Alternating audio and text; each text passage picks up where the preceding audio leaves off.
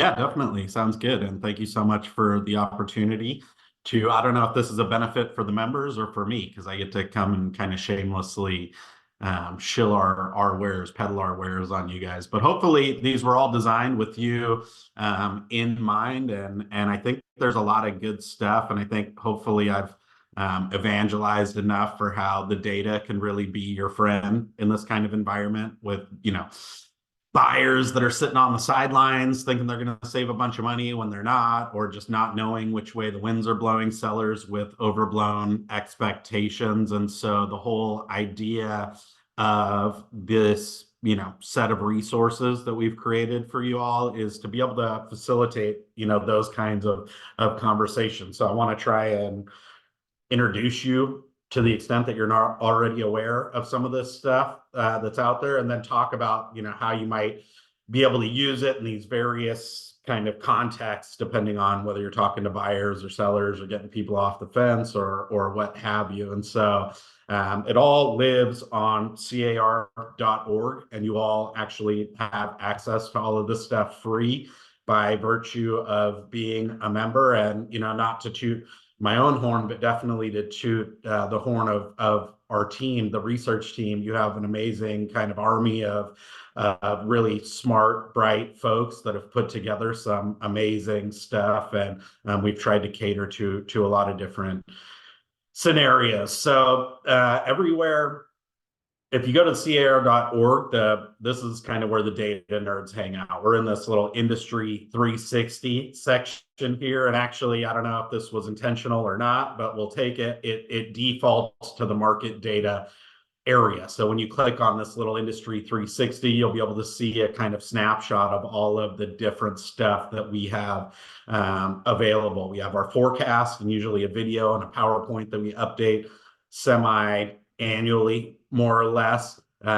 We have raw data, which I'm not going to spend too much time on, but there's a lot of just, for those of you that are really gluttons for punishment, there's a lot of data on this page as well that you can just download and really drill down. Of course, we do our weekly, actually it's probably like bi-monthly Housing Matters podcast, where Oscar Way, my partner in crime, and I jump on and just talk about anything that's been new in the news. Fed meeting just happened, so we're going to talk about that in the one we record for tomorrow, but we try and keep that very topical. And I feel like my role on there is to keep it conversational too, and the kind of so what it means, and what do we tell our clients. And I, to the extent that you're, got time to kill or driving around, it's a good way to just kind of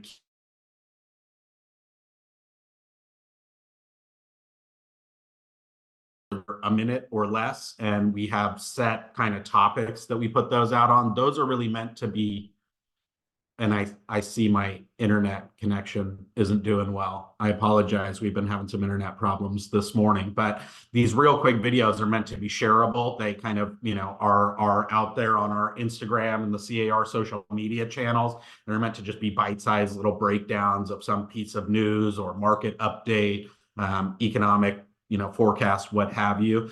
And those have been pretty popular of late. We also do written stuff. So to the extent that you're looking for information for your newsletters or emails, things like that, stuff to just kind of little bite-sized pieces, we do a weekly market minute. And actually, maybe I'll take you there just shamelessly to kind of plug it, because there's some really good stuff. And actually, one of the positive silver linings potentially of the pandemic is that we started reporting on market data on a much more frequent basis. And so if you go to this market minute, again, it's under industry 360. It's this first link on the right hand column there. It takes you to this landing page, and it gives you our kind of write up. And I've noticed a lot of people are stealing this kind of first paragraph to use for, social or email campaigns, what have you. But it's just kind of a wrap up of the weekly news, whatever happened that week. We try and tie it all up in a bow in this like kind of overview paragraph. And then we have a breakdown of all of the major indicators that were released that week: retail sales, consumer inflation. These are all of the kinds of things that are going to be top of mind for your, clients out there. And so if they ask you what's going on with the housing market, you've got a little synopsis of home sales or of housing supply, whatever happened that week. So hopefully these write-ups are helpful, but we also give you this kind of infographic that you're able to just download that kind of summarizes, and it's easily shareable. You can just click it and save the image or drag it to your Facebook or whatever you want to do. That just gives a wrap up of closed sales, pending sales, inventory, whether they were going up or down from the previous week.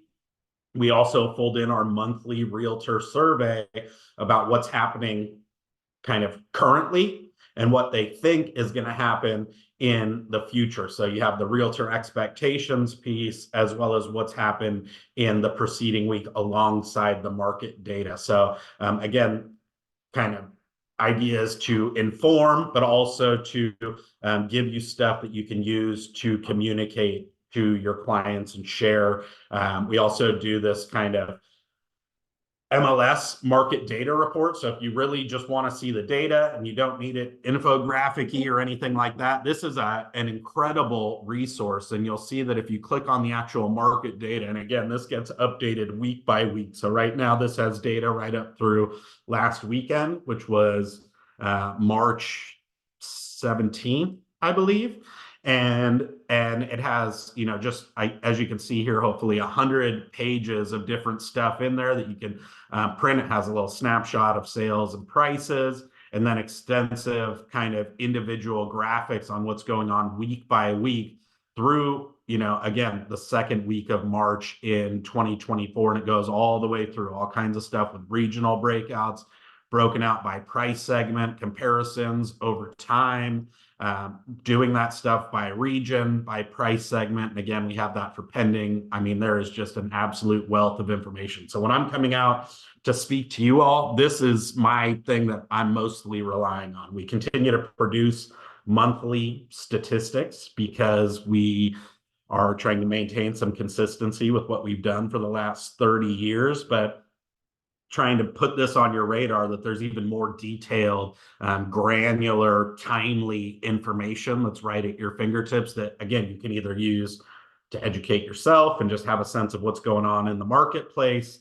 And we try and keep these, you know, pretty camera ready, as it were, so that they're also shareable and whatnot, and can kind of position you in the marketplace as the expert, as somebody who's keeping tabs on what's going on. And then, of course, the stuff in here, the actual contents. You know, each one of these charts to me is you know, a conversation. I could write a 5-page paper on like every one of these charts, but you know, you can actually talk about what's going on. So it's not just about positioning. You can say, look, the market's going up, not down. Pending sales have been rising for the last 3 months, and we're actually up another 8% for the first couple of weeks of March so far. So you can really talk about the here and now. You can talk about the trends, dispel a lot of those myths. And I think, you know, the data is really on our side at this point in time. So, you know, I always joke about the brother-in-law effect and people's opinions and all of that.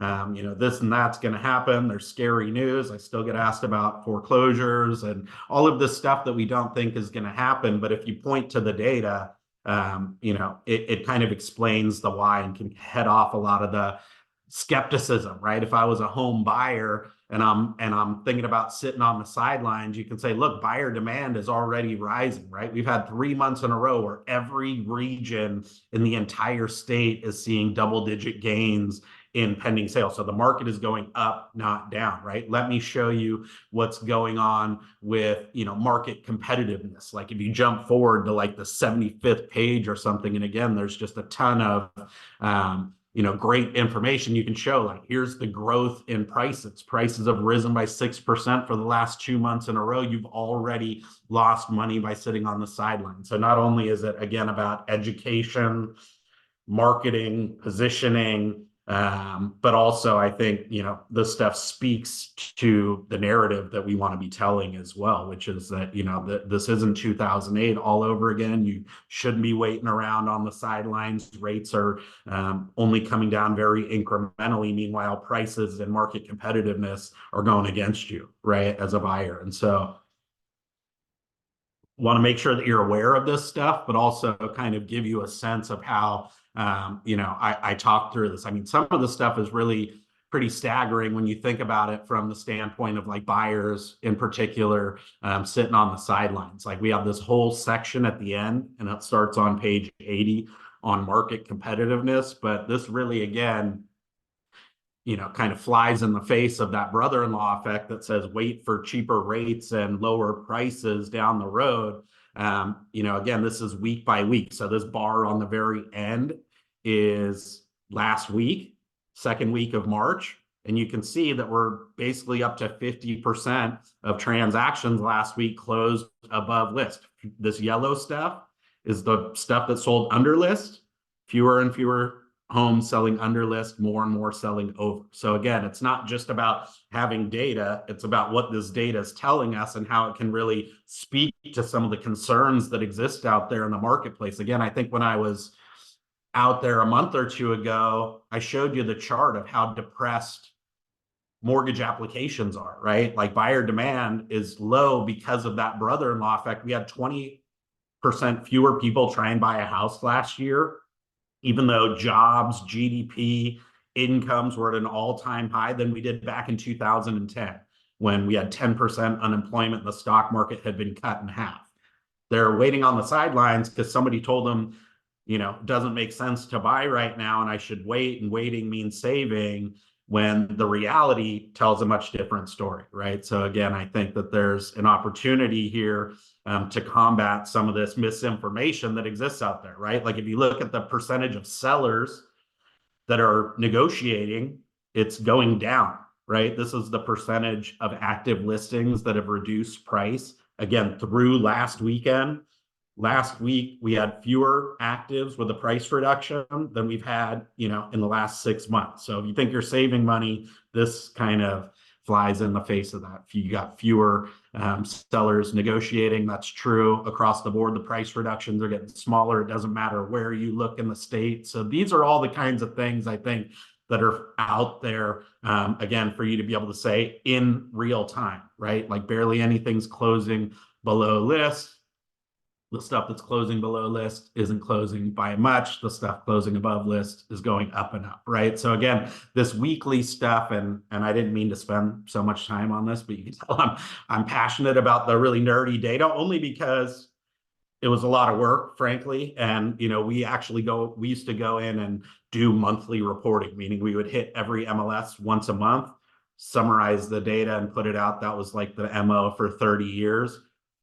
We were querying every MLS basically 12 times a year, right? We're querying every MLS every single day now, right? So we're doing an infinitely greater amount of data and kind of trying to deploy that in a way that's not overwhelming. So we're doing all the kind of nerdy data stuff on the back end, and you just get this beautiful PDF with a ton of charts that you can use to have real-time conversation. So I didn't mean to go on and on about the weekly stuff. Oh, and I should mention as well, I'll try and keep an eye on the chat. Hopefully you can't see the chat on my screen. But if you have questions or you want to ask about any of this stuff or something doesn't make sense, just let me know. This was just kind of the amuse bouche, I guess. And I really wanted to talk about some of the interactive stuff. But I do think that, just as I was flicking through that, like so much was marinating on my mind. So the main thing I wanted to bring your attention to, though, is a lot of this interactive market data, because this is where we really are able to localize stuff. You saw that PDF that we create with the statewide stuff broken out by it was already 100 pages. So if we tried to throw in Rolling Hills and Rancho Palos Verdes and stuff and do that for all 700 cities or whatever that we report on, it'd be a 3,000 page report and overwhelming and all of that stuff. And so what we tried to do was kind of put you in the driver's seat of what works best for you. So again, if you come to this Industry 360 part of CAR.org, the homepage, you can click on either shareable reports. And these, our kind of idea with these shareable reports is like email, social media, website content for you, especially that communicate some of these deeper things. But we have gotten a lot of positive feedback that people like having localized data. One of the common criticisms that we hear, and I heard it when I first joined at C.A.R., we would go around and we would break out, the state data, and maybe counties, right? And then you go somewhere and somebody goes, yeah, that's great, but in my area, it doesn't look like that, right? Or things are there, or we're heavy on tourism, or we're a luxury market, and kind of would tune out to the rest of the conversation because they felt like the data wasn't relevant for them. And one of the big kind of strides that I think we've made over the last 8 years that I've worked here is really localizing a lot of the data. And so one of the things that has become very popular is this housing market overview report. And this is where we're able to go very granular. So if you go to that shareable report section, you can see there's actually, let me back up a second. There's a variety of reports here that are available for you, depending on if you're talking to buyers, talking to sellers, want to know what's happening with inventory, just want a broad kind of snapshot of trends.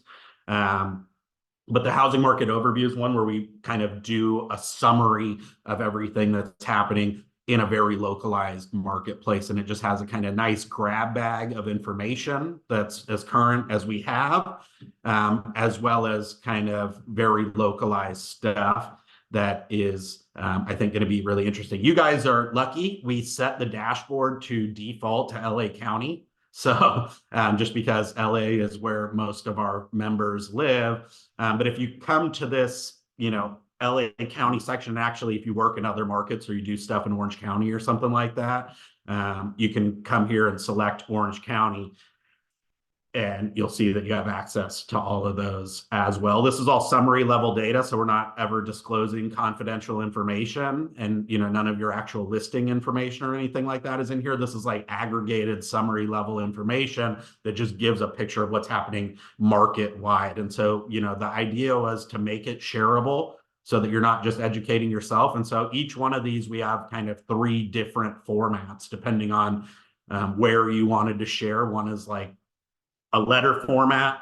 One is, squares that work well on Instagram, where we break it up into 5 little individual tiles so that you can have like, I don't know how social media works, but how they scroll on Instagram and you can see that. And then we have like the landscape format, which works well on stuff like Facebook, or if you're using it for a PowerPoint slide. And we have members all the time that say, I'm speaking to my local members, or I got to do a thing. You can just go and download like the 6 South Bay market overviews, and you got a perfect little PowerPoint slide deck ready to go. Ed. How up to date is the data again? So the data is always the previous month. So we have February stuff in here now, and it's mostly shareable. The shareable stuff is all monthly. And one of the reasons why we do that is that weekly stuff that I mentioned before. And actually, even for some of you guys are actually a perfect case study of this, but like Rolling Hills, right? Like there's just not enough transactions, even monthly, to be able to report on Rolling Hills. Like I could report on Rolling Hills and I could have a Rolling Hills market overview report in here. The problem is if there's only 2 or 3 transactions, it's like median price and median price growth. The number of transactions is going to be all over the map, right? It might be 1 month there was 2 transactions and the median price, quote unquote, is 4 million. Then the next day a big old mansion sells and it goes up to 6 million. And then the next time it goes down to 1.8 because there was only 2. And so we would just spend more time explaining why this data is not reliable than it would be shareable. But that brings me to a good point. So like if we take like, I don't know, Rancho Palos Verdes as an example, I'll pull up the PowerPoint one. If you just click on this, it just gives kind of a nice little roundup of what happened in February of this year, how it compared to last year across some of the key stats, right? So you can see like median price, 1.6 million. That's actually down 1.5% from last February. But again, a very thin, like Rancho PV is barely making the threshold for being included. Like we tried not to do this for cities that don't average at least 10 transactions a year. So at the end of every year, we go through and sum up all the annual transactions and divide it by 12 and say, are they at least averaging 10 transactions a year? And if they are, then we throw them in. But you can see the sales numbers are still down relative to last year. Active listings are up a little bit, but days on market is still very tight. And this is like where you can really kind of contextualize some of this stuff, right? Because I just got an email from a reporter this morning that said, is the lock-in effect, starting to thaw? And it's, they're looking at stuff like this, right? Where the active listings are up 40% compared to last February, but it's still only 40 listings, right? So part of this is that it was so depressed last year, right? That makes the jump look bigger, but you can see it's still 41 days. The median time on market for these 11 homes that did sell in Rancho PV last month was still 12, right? That means they went pending in less than 2 weeks. And so again, everything's selling, at or above list pretty much. And you see the percentage of sellers that are reducing is now down to less than a third of sellers, right? And so I think, personally, I'm partial to this. We had our graphic designer do this. I didn't design this, but I think it looks sharp. It's local. It's as current as you're going to get, compared to like CoreLogic or anybody like that. And it has a nice smattering of all the stuff that is happening in place. And all you got to do is just download right here, and you're off to the races. It's in your downloads folder. You can drag it to Facebook. You can put it wherever you want. You can print it out and give it away as a copy or whatever. And so we try and do this again, city by city for, a ton of cities. We can do Rolling Hills Estates, which we do have, and I'll just show you the Instagram version. I'm not on Instagram, but my daughter is, and I'm still trying to get her to to share these for us. But if you look, that we have like the individual squares that you can go ahead and download, and it's like all of the information broken down piece by piece. So like we just take each individual little section and make it into 5 little tiles that you can share, and apparently looks good on Instagram. So that's the market overview report. Some of the markets one of the things I want to point out is that we also do that same thing year to date. So, some of these markets, even like I said, Rancho PV is kind of on the bubble in terms of, meeting the threshold for inclusion, just because it's a small area. It's a high priced area. There's just not a lot of transactions that happen quantity wise. So we also aggregate up the first, how many ever months of the year. We have a year-to-date report that just presents the same information, but just accumulated through the first how many ever months. In our case, right now, it's 2 months of the year or whatever. But you can, again, go to LA and grab, stuff for whatever city that you want, and it'll just have, the full cumulative 2 months worth of data instead of just the 1 month over month, right? And so then you can see, a lot of the good information happening out there too. So these have been really popular. I think we're getting like 7,000 people downloading these a month. So yeah, what's interesting, yeah. So if you look at Palos Verdes Estates, right, it's up 100% for the first 2 months compared to the first 2 months of last year. That's because last year there was obviously only 11 transactions in January and February cumulatively, right? So I can nerd out on this stuff all day long. So that's the market overview report. This is like shareable stuff. And then we also tried to kind of synthesize through some information that would work with. That is only single family homes. That, yeah, we haven't done it for condos because the sample size for condos is even smaller, right? Like Rancho PV had 11 single family. They might have only had 1 or 2 or 0 even condos. And so just the process of aggregating the data kind of renders it meaningless when there's just such a narrow base. We have thought about including, and on some of our reports, we'll always denote whether it's single family or not.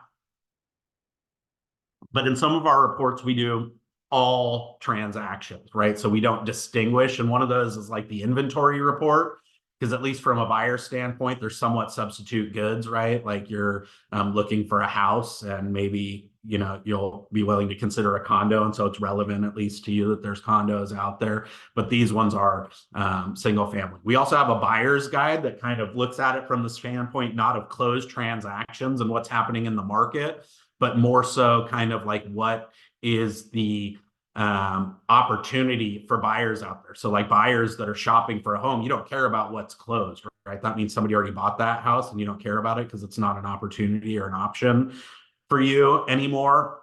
But, if you look at, active listings, that might be more relevant. And of course, people that are out buying a house are looking at it from the standpoint of their family needs, right? So they want to know how many one bedrooms. I got a couple of kids, 2 bedrooms, 3 bedrooms. They want it broken down by that versus geographically, right?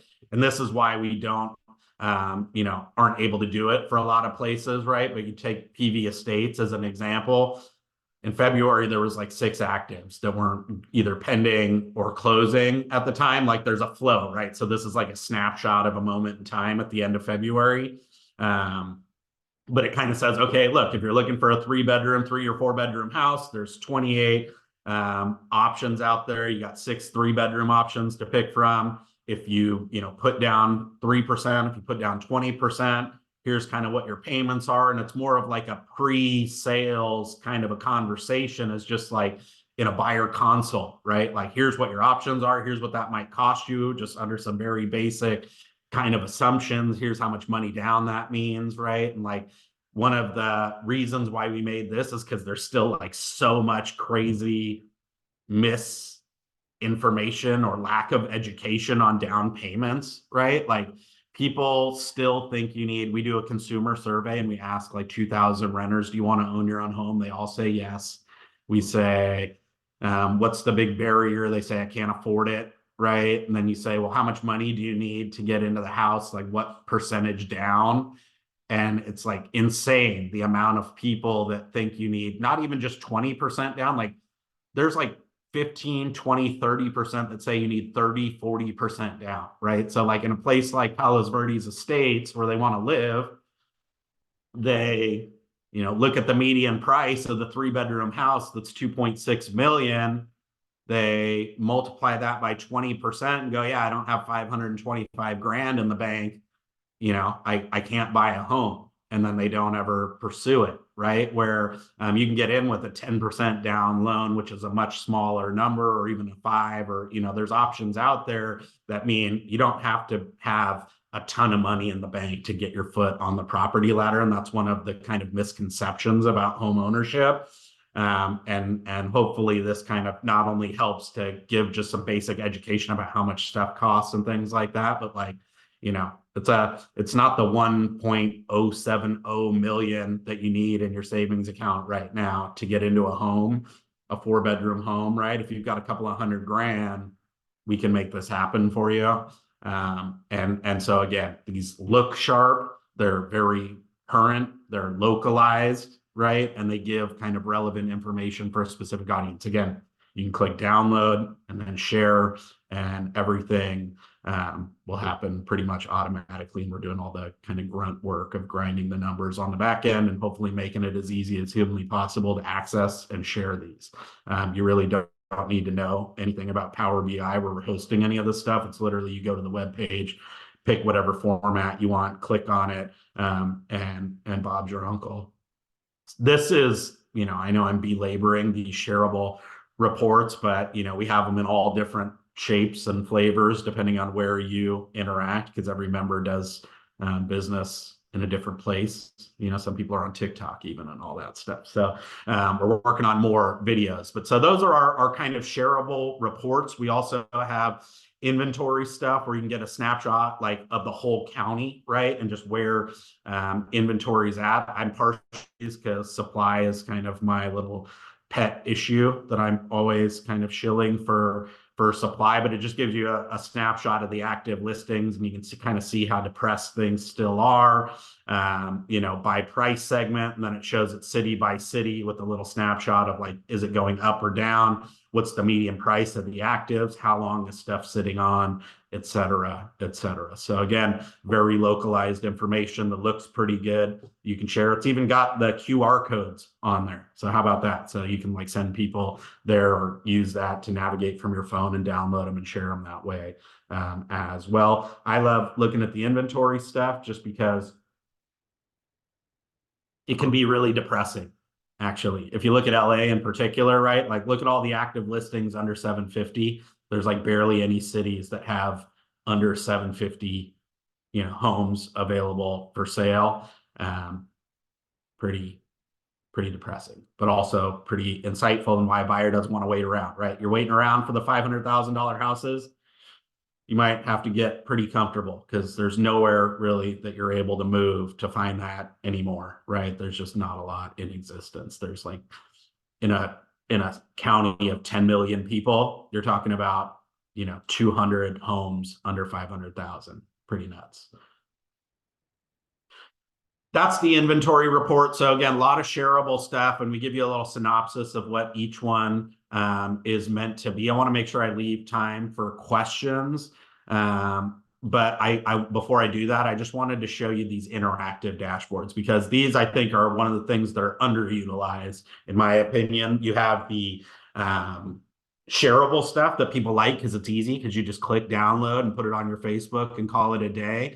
But you can do a lot to educate yourself or use these as tools for educating your clients, either in a buyer consult or a listing presentation, what have you, about just which way the winds are blowing in the marketplace. And again, these are very timely and very, I think, relevant to what's going on right now. So I know I show this as like a JPEG in my PowerPoint, but you can really come in and nerd out on this purchasing power calculator if you're so inclined, and I think it can be really helpful in showing both sellers and buyers kind of what's going on in the marketplace, right? Because I think I showed this and like we can crank this up and make very specific scenarios, right? So like we can go to somebody that's pretty high income that might be a client of or shopping for a home like in PV or Rancho PV or Rolling Hills or something like that, and really customize the scenario, right? That they've got some money to put down. They're going to put down 10%. They have a fairly high appetite for, DTI or whatever. So they're looking at about a $13,000 a month payment, right? You can talk about just kind of how the dynamics have changed, right? If I had a seller, you can use this purchasing power tool to talk about how we need to be more strategic and why it takes a little bit longer than it did when rates were at 3% to sell the homes and things like that, right? Because you take this $400,000 a year, a couple of USC professors or something like that are shopping for a home. When rates were 3%, they were way above that. Rancho PV median price of the PV estates, I think, was 2.62 million, right? So as a seller in that price point, that median price in PV estates, I was in good shape for this kind of household. But as rates jumped to 8% or higher, right, 13 grand a month, now only gets that same household a $1.7 million home, right? And so you can see that there's just, the amount of inventory starts to drop off. And you can really drill down to the specific level. One of the things that I'm not able to show you in the static presentations that I do for you is that these charts all talk to each other, right? And so we can really come in and drill down to a specific market, right? And say like, and there's not a lot at or below, but like, yeah. So Palos Verdes, there was nothing active below that 1.6 or whatever million price point. But let's take Manhattan Beach just as a random example. If you click on Manhattan Beach and highlight that, then all of these things kind of customize. So you can see how many of those homes that are at or below this price cutoff that your customer can afford. What's the distribution? They're 2 bedrooms and 3 bedrooms. There's one of each, basically, right? They're all condos, right? Versus if you look at what you could get in Lancaster for that price point, it's all single family. They're all huge homes. And so you can really go through and help folks kind of prospect or get a sense of just what they're looking at in that same way that we were doing with that buyer's guide. But also to just have that conversation about, why would you wait for lower rates? Like one of the things I think this tool is really good at is like, hey, when you're at 3%, you could afford a $2.7 million home. We waited and rates went all the way up to 8%. Now you can only get a $1.7 million home. Well, guess what? Rates are down close to 6.5 or 7. you just made 250 grand in purchasing power, and you have a lot more options below that price point, like, help talk folks off of the ledge or off of the sidelines, but also just to help those sellers understand that, look, that same household doesn't afford can't afford 2.7, they can afford 2 million now.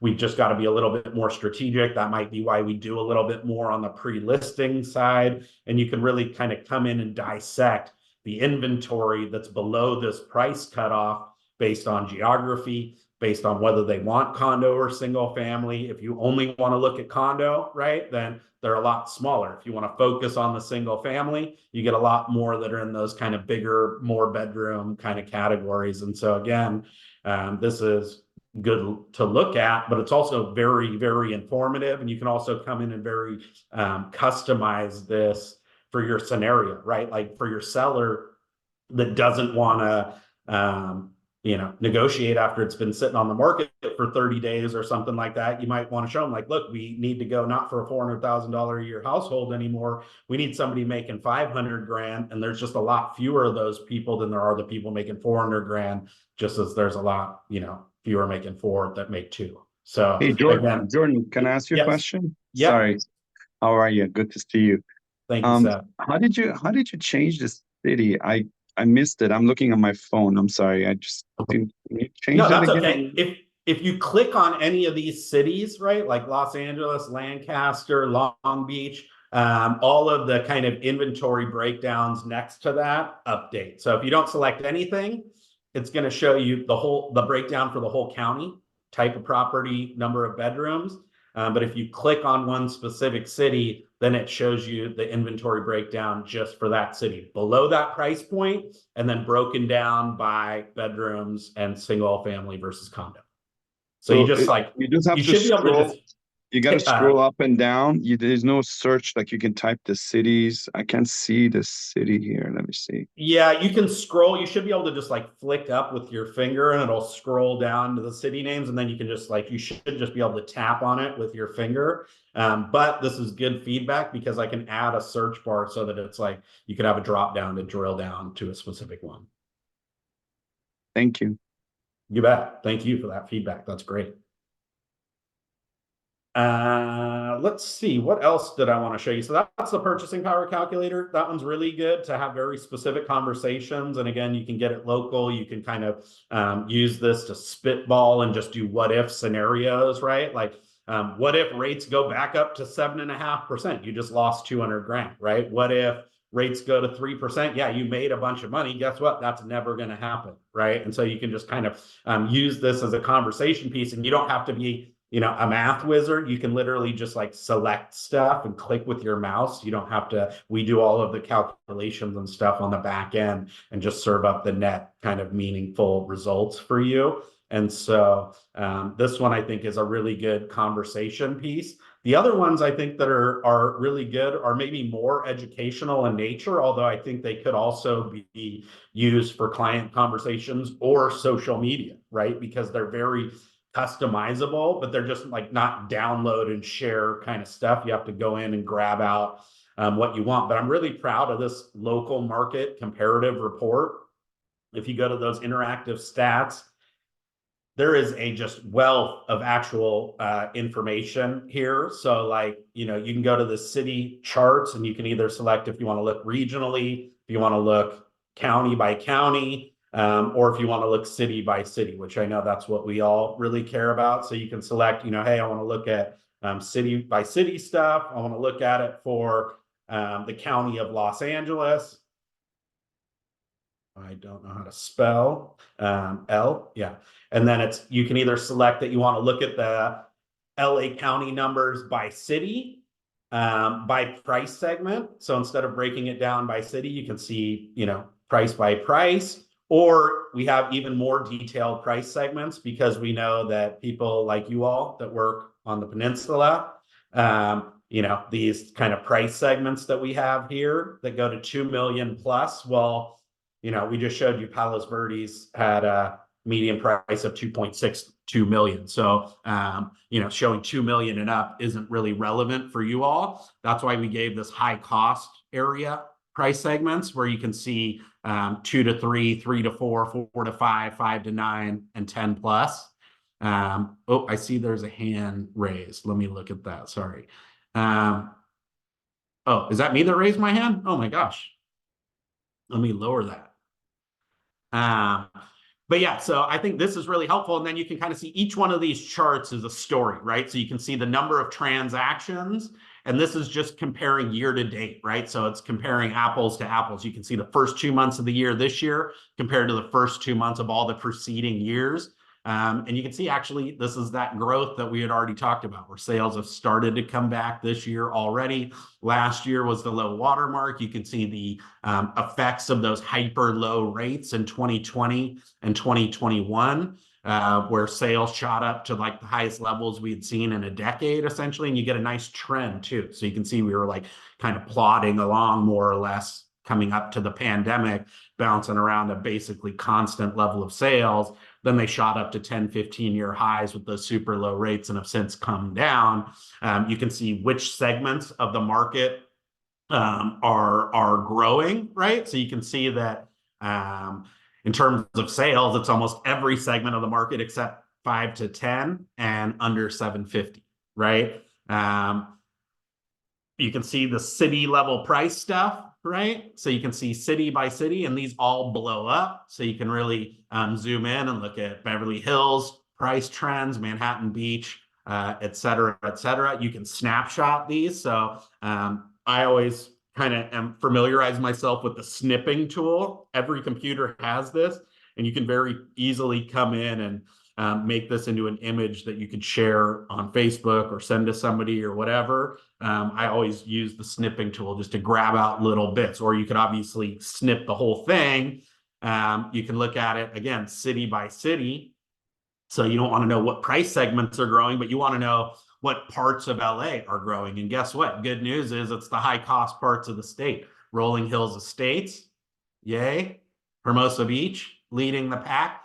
PV Estates up 100%. We already showed you that on the market overview report. The other thing is we're ensuring that these are all consistent across reports. So you're never going to send somebody the market overview infographic and then take a snapshot of this dashboard and they're going to say two different things, right? We're doing all that back end work in a way that you might be measuring two different things. One might include condo, and we do get those calls, like why does one thing say up and the other one says down? One might include condos, one might be excluding certain things or something like that. But to the extent that they're measuring the same thing, the numbers are all consistent. We have it both in chart format, if you like looking at pictures. We also have tables if you want to go in and like kind of grab out the raw information, right? And then you can really come in and actually sort stuff, right? So if we want to see who's growing the fastest, then you see some of that same information I was just showing you on the chart. But if instead you want to look at it, it's like, what's the most red hot market, right? Even though we're the ones that are growing the most in terms of price, higher cost markets tend to generally have longer median time on market, right? It's not the 7-day median time markets that you get like in Carson and stuff like that.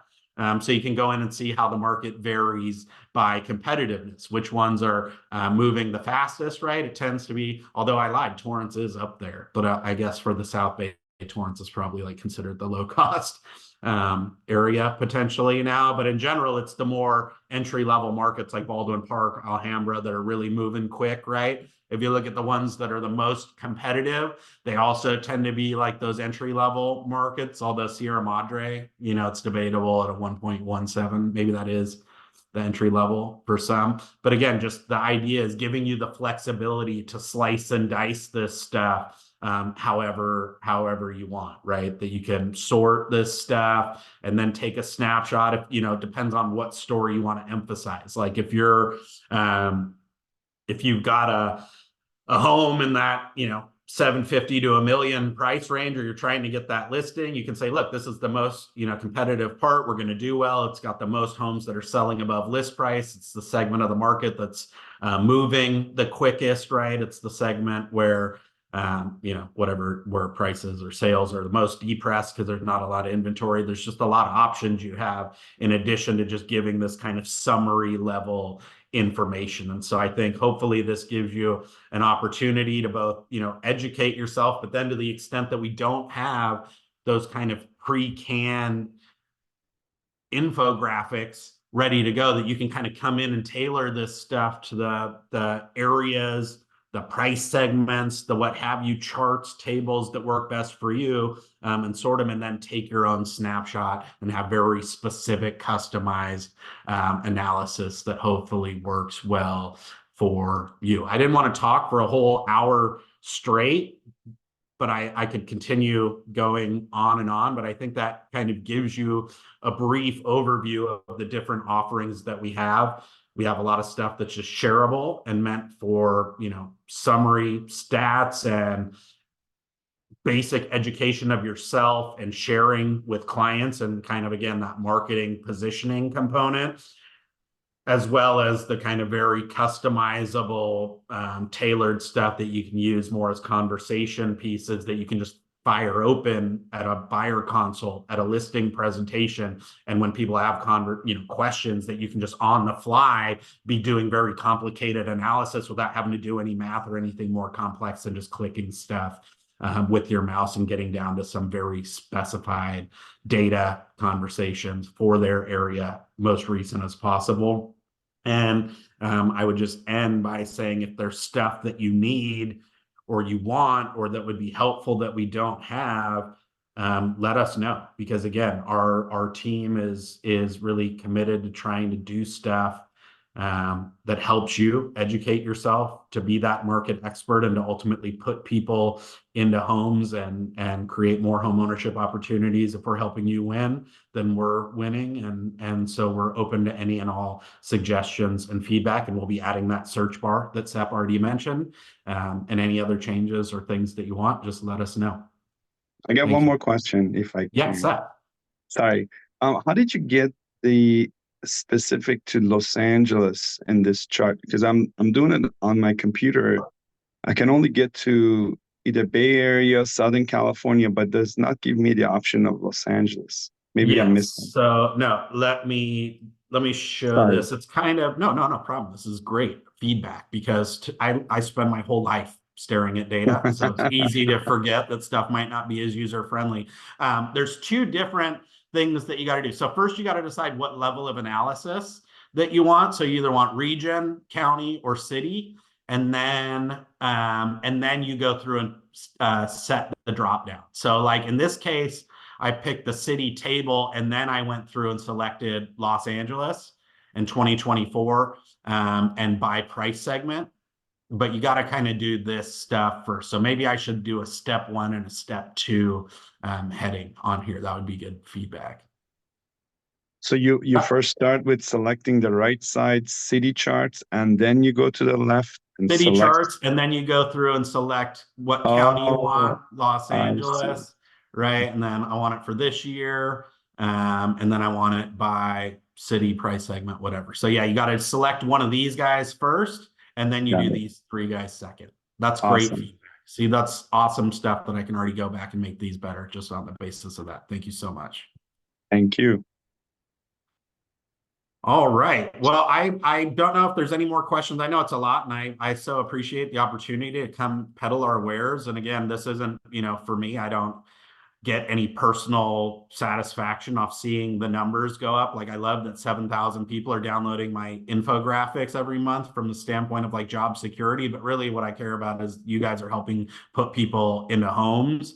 And it, again, I think the data really is on our side and can help overcome a lot of these fears and objections that buyers and sellers have, unrealistic expectations that people have on both sides. I mean, the data really is in our favor right now. The benefits of home ownership are there. The market's going up, not down. It's an amazing time to buy. The only better time to buy would have been 10 years ago, right? So that's kind of where we're at. And hopefully these tools help you tell that story and get those listings and get more buyers to unsubscribe from their brother-in-law's email newsletter and get their foot on the property ladder. And unless I have any other questions, which I'm very happy to address, I will leave it there. And thanks to Jennifer and everybody for letting me do this. I so appreciate it, and hope these are helpful. Any quick comments on yesterday's housing report or this even the housing reports from this morning? Which ones? National. So The sales were really good. yeah, 10% year-over-year increase in inventory, I think, was one nice statistic to see. I'm not so. Doesn't really matter that you see like the 9.5% increase in sales. Yeah, it's obviously January, February doesn't make a difference. I'm optimistic. February was good, although rates did tick back up, and we were benefiting from that kind of dip that we had back in late January and all of that stuff, or early January. But I think people are just starting to realize that rates aren't particularly hot. They're like normal by historical standards, and we just got to get out of the mindset of comparing it to 3%, which we're never going to see again. That, I think, has set in, and I think the 8% rates actually helped us on that front because it got people to start putting 6% in context. The inventory stuff is starting to thaw a little bit, but I just don't want to over celebrate those gains because I mean, and they're great. And I think that's why we are seeing more transactions. Whatever hits the market, we sell, right? And that's why our forecast is for a 20% increase this year. It's purely because we think there is going to be more listings, but a 20% increase in listings from last year is still a very depressed supply environment. So that's the only thing effect that you were talking about. Yeah.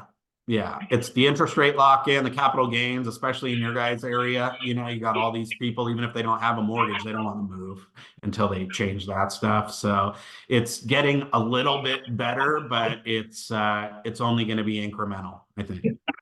Did you see if that 10% increase year over year or month to month comparison was regionalized at all? Was there any more activity in one region than the next? We did actually better. The West is doing better in California. We've actually seen this for 2 months in a row now. So it's still the case that like when California sneezes, the rest of the US catches cold. Like we're that kind of leading edge of the housing market, and where our demand started picking up sooner. Supply started picking up, like I said, in January instead of February, but it's all kind of pointed the same way. We were up, I think, a little bit more than that. I think we were up 14% or something in new listings. So yeah. So stuff is looking good. The Fed will probably cut rates later this year, and that will help get a little bit more supply, but we're already about halfway to our forecasted sales level for the year, and it's only February. So we're still pretty optimistic that we're going to hit that 320. Hey, and I got to nerd out on the economy. Thank you guys so much. I appreciate it. Well, thanks again to Palos Verdes Association, always for your support and loyalty and willingness to let me shill. I can't wait to be back with you all in person at the next breakfast, and I'll see many of you in Sacramento prior to that. Bye.